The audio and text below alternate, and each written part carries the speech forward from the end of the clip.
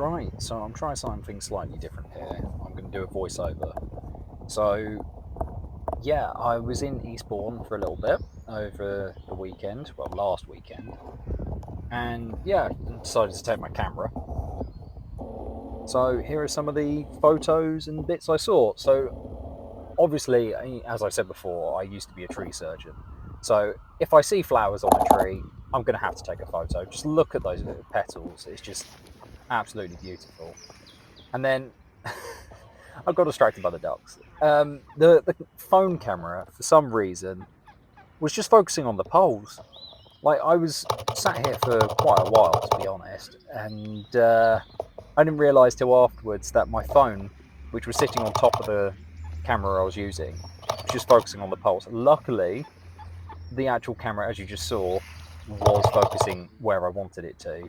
But yeah, some of the photos I wasn't paying attention, and you know, part of the frame it's got like the pole sticking inside and stuff like that. But you know, we all make mistakes. But yeah, there's something about ducks. I just love watching ducks and them darting around like this one here, and just look at their faces. It's just I love the amount of detail you can get. But yeah, obviously you can see it was some lovely mix of I think they're mallards, but that male was just an absolute poser. And I was trying to get the reflection completely in the shot as well as him. So I've sent it to a couple of friends, going, "Oh, what do you think?" And a lot of them have said, "Oh, you know, the duck's sitting a bit too high up for my liking and stuff like that." And then as soon as I say, I was trying to get the mirror, so it was almost in the middle, because my original idea was take the photo and then what I could try and do is flip it upside down and kind of have like a weird distortion feeling, like, oh, this doesn't feel right. But there was just too many ripples to it and it just wasn't working how I wanted it to, so I kept it as is. So yeah, I then went for a little bit of a further walk, and I noticed there was a couple of people that were pointing at the ground. So I stood there for quite a while until I finally spotted the frog that they saw. Uh, and when I say I spotted it, it spotted me. You can see it is staring me down at this point. And I'm like, right, I need to get a shot.